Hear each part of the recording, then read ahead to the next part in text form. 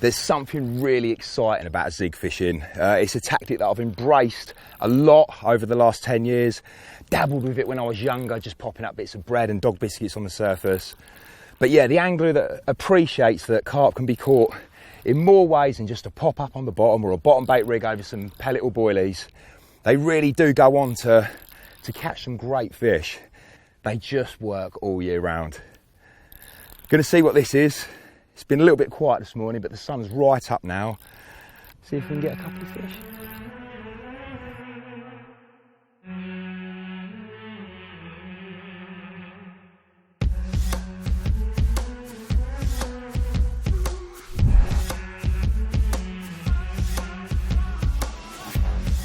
All right, result. Fishing in about 25 foot of water, bit of black foam positioned, probably about 1.5 foot underneath the surface, on one of the ZIG screws. Yeah, what a great way to go out there and catch carp. I suppose one of the things I love most about zig fishing is the challenges it presents.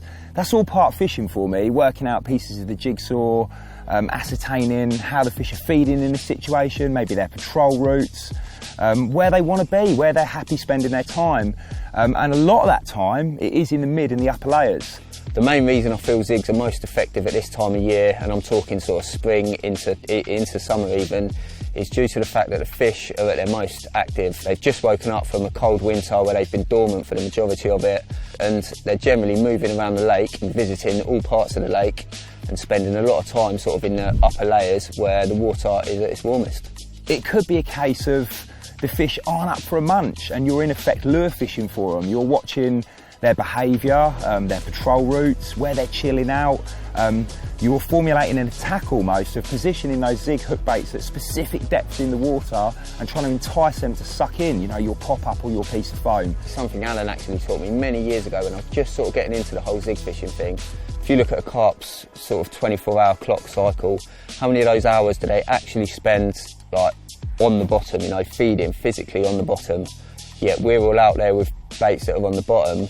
And realistically, you're only waiting for that sort of 1-2 hour slot, normally a morning or an evening or during the night. And the rest of that day, you're just missing out on vital bite opportunities, which is where the zigs come into it. As I mentioned, carp fishing in general presents problems to us as anglers.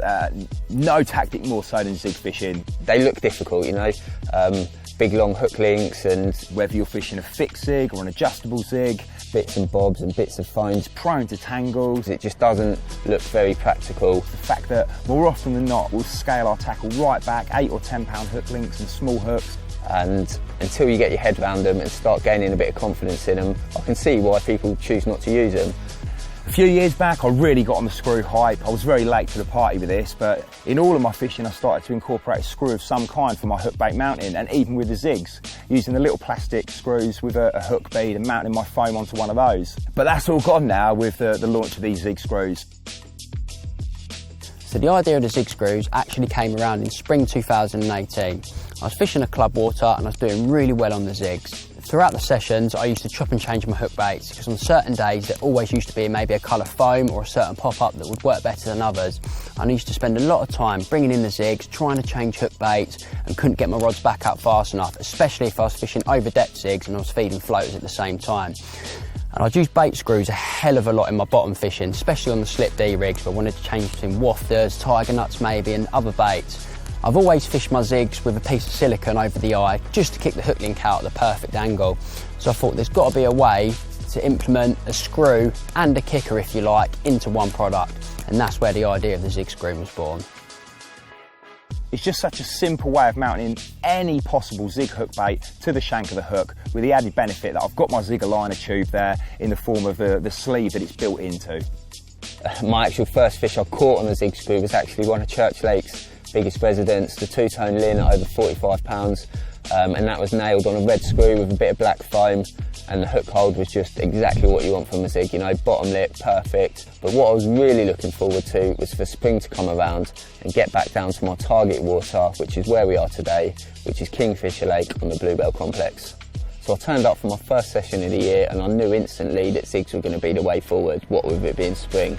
I got them out there, all 3 rods, different depths, different colours, and within sort of 24 hours I'd managed to land one of the lake's biggest residents, hardtail, at just over 45 pounds, and once again it instantly proved just how effective the zigs can be. To create a zig hook link utilising one of the zig screws, it couldn't be simpler. I take my chosen hook, which more often than not is a float or claw. Depending on the size of the fish I'm fishing for, the size of the hook bait, it will range from anything from a size 12 all the way up to a size 6. Take my monofilament, more often than not 10 pound NXT zig flow, and I'll thread that through the eye of the hook along the shank and create a knotless knot, but there's obviously no requirement for a hair here. I'll whip it around, probably around 12 times. I like to whip up quite a lot of the shank because that just helps to bite and grip the zig screw onto the shank of the hook. I can then slide my chosen zig screw along. There's a range of different colours available to match the hook baits you're using. Wet the hook with the knotless knot on it and just simply slide the zig screw onto the shank of the hook, leaving around 2 to 3 mil coming off the back of the eye to create that nice angle and stopping the monofilament from kinking and closing the gape of the hook up too much. Then it's simply a case of mounting your hook bait. If I'm using a pop-up, I will use the 5mm corer, remove a tiny section of the bottom of the bait just to get that bait nice and tight to the shank of the hook. Or if using foam, you can just tighten it right down there again to get that foam nice and tight to the shank of the hook. It's a dead simple way of creating not just zig hook links, but also floater hook links too. The three main features, in my opinion, of the zig screws is firstly, the sheer speed in which you can tie a zig rig. That then takes me on to point number 2, is hook bait choice. You can literally screw it on to whatever you want, whether that be foam, plastic or pop-ups, and it enables you to chop and change quickly throughout your session without having to tie a new rig. And lastly, I absolutely love to sharpen my hooks, and 9 times out of 10, when I get a bite, that hook's finished and you need to tie a new rig. But the beauty of the zig screws is you can just slide the screw off the hook, cut it at the knot, tie a new hook on, slide the screw back over, and you're fishing again.